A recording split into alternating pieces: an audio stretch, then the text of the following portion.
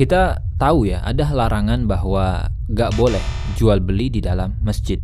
Jadi Nabi Shallallahu Alaihi Wasallam itu pernah bilang dan diriwayatkan oleh para sahabat, katanya, naha Rasulullah Shallallahu Alaihi Wasallam anisyira wal bai' fil masjid. Jadi Rasul itu melarang kita buat transaksi jual beli di dalam masjid. Hadis riwayat Tirmidzi dan disebutkan juga oleh Imam Nawawi di dalam Riyadhus Shalihin. Di dalam redaksi atau dalam riwayat yang lain juga disebutkan bahwa Nabi mengatakan kepada para sahabat, idza ra'aitum man yabi' au yabta', kalau kalian melihat ada orang membeli atau menjual di dalam masjid, maka katakan kepada orang itu, la arbahallah tijaratak, semoga Allah tidak memberikan keuntungan untuk transaksi jual beli yang kamu lakukan. Nah, para ulama itu tahu ada riwayat semacam ini, ada hadis semacam ini, artinya ada larangan. Cuman permasalahannya, gimana kalau kita udah kadung, kita udah terlanjur transaksi jual beli di masjid. Misalkan nih kemarin gitu ya, A sama B udah kadung misalkan jual beli laptop di dalam masjid. Terus tadi malam mereka baru tahu kalau itu tuh nggak boleh dan dilarang. Kira-kira gimana? Nah, ada dua pendapat di sini ya, ulama berbeda pendapat.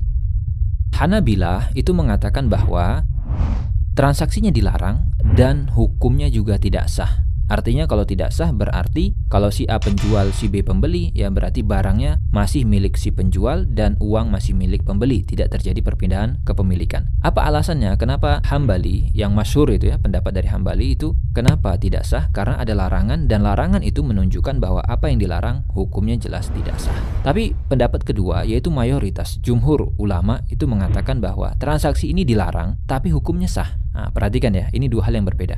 Oke, perbuatannya dilarang, tapi kalau itu dilakukan maka tetap sah. Sehingga mungkin level larangannya hanya sebatas makruh saja. Apa pertimbangan jumhur? Kenapa jumhur itu mengatakan tidak ada masalah sama sekali dan diperbolehkan? Karena mereka mengatakan larangan itu berkaitan dengan apa? Dengan faktor eksternal. Masjid itu kan tempat ya. Tempat itu adalah faktor eksternal. Sementara faktor internalnya yaitu berupa rukun jual beli itu kan semua sudah terpenuhi. Apa rukun jual beli? Barangnya dari pemilik, kemudian orang yang bertransaksi adalah orang yang boleh transaksi, barangnya jelas, mubah manfaatnya, harganya jelas. Artinya ketika semua rukun jual beli itu terpenuhi, kita nggak berhak mengatakan bahwa transaksinya tidak sah. Ini pendapat daripada jumhur ulama dan wallahu alam pendapat jumhur ini lebih dekat dengan kebenaran. Namun tentunya kalau bisa ya tidak dilakukan gitu. Ini adalah konteks ketika sudah kadung maka insya Allah transaksinya sah tidak masalah. Tapi Anda harus bertobat kepada Allah dan jangan diulangi. Demikian, wallahu alam.